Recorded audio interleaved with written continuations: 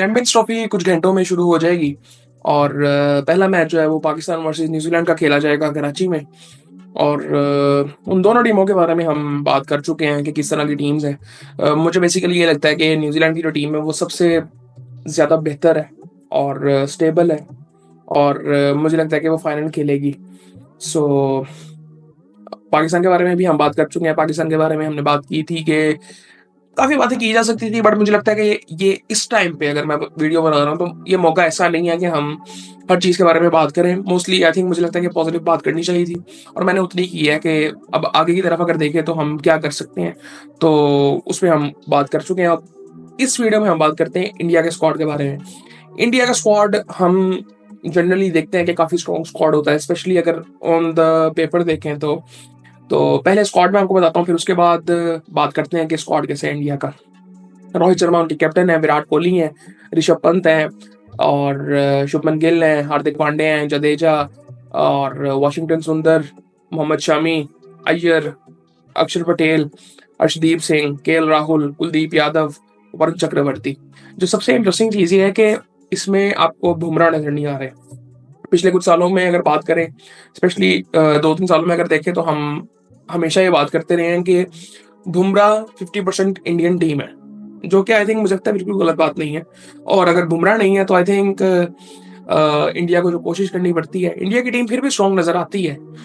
But I think Bumrah जो था ना, वो आई think he is 50% Indian strength I think, जो कि अब उस तरह से नहीं है।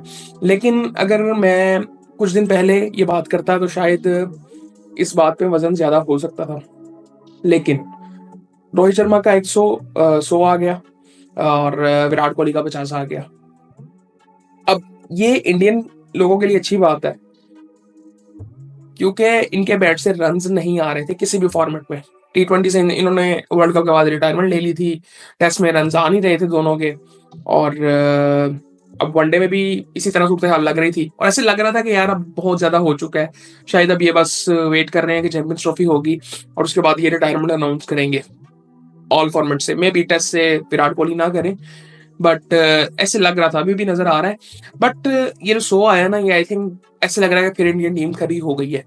और जो बॉलिंग में इन्होंने एक प्लेयर जो वनडे स्क्वाड में आया, जो कि पहले नहीं था, मुझे उस पर हैरानगी थी कि वो स्क्वाड में क्यों नहीं था। मुझे लगता है कि बुमराह के बाद अगर इंडियन टीम में कोई ऐसा बॉलर आया ना कि जिसने कोई इंप्रूवमेंट दिखाई है, जिस तरह हम पाकिस्तान में बहुत ज्यादा बात करते हैं बॉलर्स की, इंडिया में उस तरह की नहीं जाती थी, जो कि अब की जा रही है पिछले कुछ सालों में बुमराह की वजह से। और मुझे अर्शदीप भी उस तरह का बॉलर लगता है, not as same as Bumrah, but I think he is a very good bowler. मुझे लगता है कि उसमें काफ़ी ऐसी चीज़ें हैं जो कि उसको बहुत बेहतर बॉलर बना सकती हैं, जो कि हम पाकिस्तान में मोस्टली बात करते हैं। जैसे कि हम बात करते हैं पेस की। पेस मुझे लगता है उसकी, वो 130 के राउंड अबाउट बॉल करता था, 135 भी करते हैं, 140 भी अब कई दफ़ा कर देता है। और मुझे लगता है कि इसकी पिछले तकरीबन 1-1.5 साल में पेस इंक्रीज हुई है और इसकी मुझे जो फिजिक है वो काफ़ी बेहतर लगी है।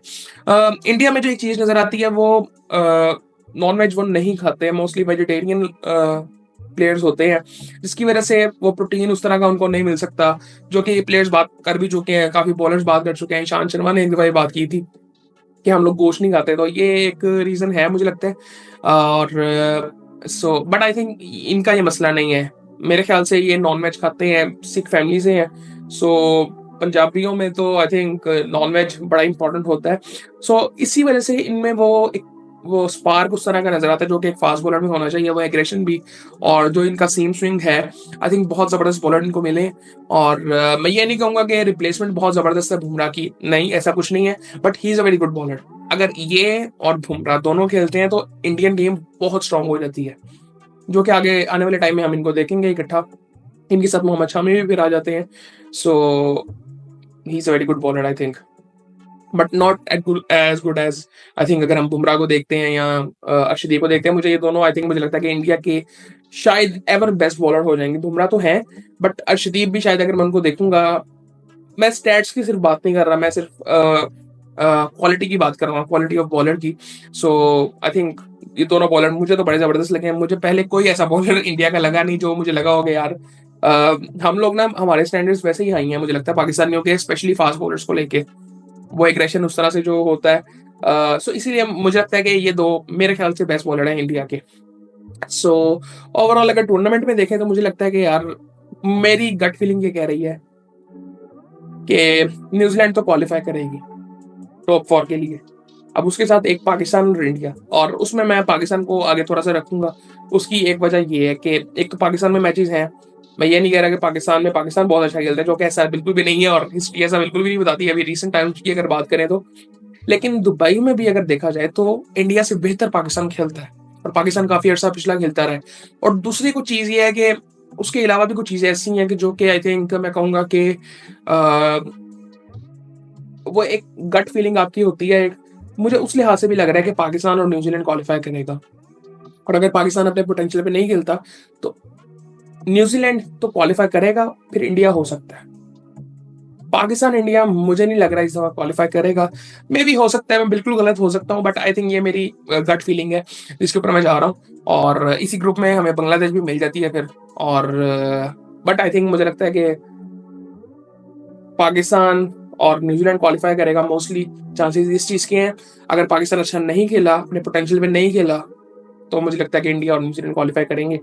सो ये इंडिया की ओवरऑल टीम में क्या बात करूं, विराट कोहली की मैं बात करूं, मुझे लगता है जरूरत नहीं है इतनी बात करने की। मुझे लगता है कि ऐसे प्लेयर्स का ना फॉर्म का मसला ही नहीं होता, दिन की बात होती है, सही तरह का एनवायरनमेंट चाहिए होता है। फॉर एग्जाम्पल हम प्रेशर की बात करते हैं, तो प्रेशर जब हमने देखा विराट कोहली पे पड़ता है तो उनकी परफॉर्मेंस आती है, जो कि आई थिंक उनका 50 एक आ गया है। उस तरह का प्रेशर तो नहीं था लेकिन आ गया उनका 50। मैं ये बिल्कुल नहीं समझता कि इस वक्त वो ऐसी किसी जोन में चले गए हैं जहां पे वो बिल्कुल स्कोर कर नहीं सकते। बट आई थिंक मुझे लगता है कि वो एक तो फिट बहुत ज्यादा है, और दूसरा मुझे लगता है कि हो सकता है कि उनका ये आखिरी आईसीसी टूर्नामेंट हो और शायद वो से वनडे फॉर्मेट से रिटायरमेंट का भी ऐलान करते हैं इस टूर्नामेंट के बाद, जो कि आई थिंक सब बात इसी चीज की कर रहे हैं। पॉसिबल हो भी सकता है, नहीं भी हो सकता। रोहित शर्मा का भी बिल्कुल ऐसे ही है।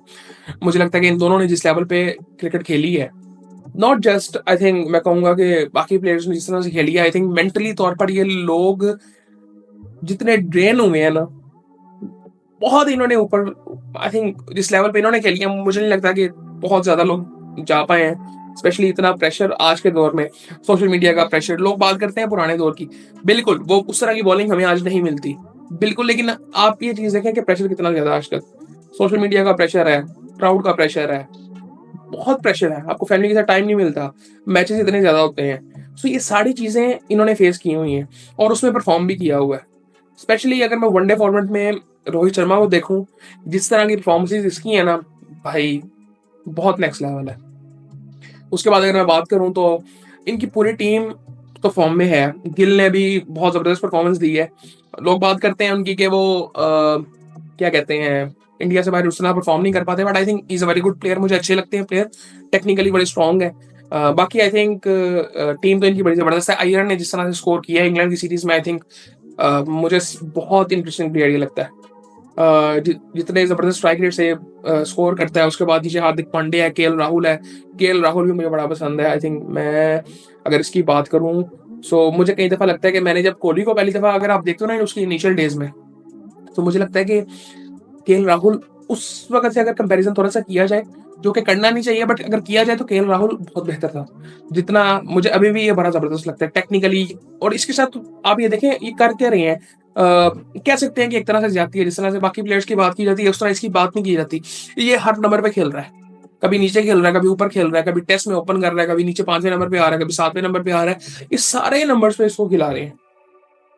और मुझे लगता है कि हो सकता है, बहुत ज्यादा चांसेस हैं कि जब ये विराट कोहली रिटायरमेंट लेंगे तो उनको रिप्लेस केएल राहुल ही कर सकते हैं। मेरे ख्याल से जो इस बंदे में टैलेंट है, परफॉर्मेंस में उस तरह से कहूंगा शायद नहीं है। ऐसे काफी प्लेयर्स ऐसे आते हैं जो कि अपने पोटेंशियल पे पूरा परफॉर्म नहीं कर पाते, इफ्तार की बहुत ज्यादा बात होती है। और मैं उनके जो टैलेंट की अगर मैं बात करूं तो बहुत जबरदस्त उनका भी था। इसी तरह केएल राहुल का परफॉर्मेंस इसकी भी बहुत जबरदस्त है, अभी भी स्टैट्स मुझे लगता है इससे भी बेहतर हो सकते थे उसके। लेकिन शायद मैं कहूंगा कि शायद इसका कसूर सारा नहीं है। सो मे बी अभी हमने इसका बेस्ट देखना हो। और इसी तरह से मुझे हैरानगी हुई थी कि इसमें सूर्य कुमार यादव नहीं है। ये मुझे हैरानगी यकीन करें हुई थी कि वो वनडे फॉर्मेट में नहीं है, बट आई थिंक फिर भी मैं ये नहीं कहूंगा कि उनकी टीम स्टेबल लग नहीं रही, बहुत स्ट्रॉन्ग टीम लग रही है इस वक्त। कुलदीप यादव बहुत जबरदस्त लग रहे हैं। बट आई थिंक मुझे लगता है कि अच्छा मैच होगा पाकिस्तान इंडिया का। बट मैं थोड़ा-सा एज दूँगा पाकिस्तान को वहाँ पे। लेकिन आई थिंक पाकिस्तान को बहुत फ़ोकस्ड रहना पड़ेगा मैच के दौरान, और क्योंकि गलतियाँ नहीं पाकिस्तान कर सकता। वरना आई थिंक अगर ऑन द पेपर देखें इंडियन टीम बहुत स्ट्रॉन्ग है, बट परफॉर्मेंसेस दोनों टीमों की बड़ी ज़बरदस्त है पाकिस्तान इंडिया मैच के लिए। इंडिया जीतता हुआ आ रहा है। अभी रिसेंटली बिल्कुल अगर बात करें तो पाकिस्तान ऑस्ट्रेलिया में ऑस्ट्रेलिया को हरा के आ रहा है, साउथ अफ्रीका में साउथ अफ्रीका को व्हाइट वॉश करके आ रहा है वनडे फॉर्मेट में। सो ये सारी चीज़ें आई थिंक हैं। बाकी आई थिंक बहुत स्ट्रॉन्ग टीम है इंडिया की, और इंडिया का जो मैच है वो आई थिंक बस कल खेला जाएगा, मेरे ख्याल से कल है इंडिया और बांग्लादेश का मैच है। पहला मैच जो है वो न्यूजीलैंड और पाकिस्तान का है, फिर उसके बाद बांग्लादेश और इंडिया का मैच है। सो आई थिंक बहुत ज़बरदस्त इंडिया के लिए बड़ी इंपॉर्टेंट, वो पहला मैच बड़ा इंपॉर्टेंट उनके लिए भी है। पहला मैच किसी की टीम के लिए बड़ा इंपॉर्टेंट है, क्योंकि उसके चांस ज़्यादा हो जाएँगे जो पहला मैच जीत जाएगा। अगर पाकिस्तान कल जीत जाता है तो पाकिस्तान को एक और मैच जीतना है क्वालीफाई करने के लिए। That's it. सो इसीलिए इसी तरह न्यूज़ीलैंड के लिए भी है और बांग्लादेश के इंडिया के लिए भी है कि इंडिया का जो पहला मैच है वो बांग्लादेश के साथ है। सो कह सकते हैं कि ये टूर्नामेंट का फॉर्मेट का मज़ा ही इसीलिए है कि अगर आप कहीं पे भी अपना फ़ोकस लूज़ करते हो तो आप बाहर हो जाते हो।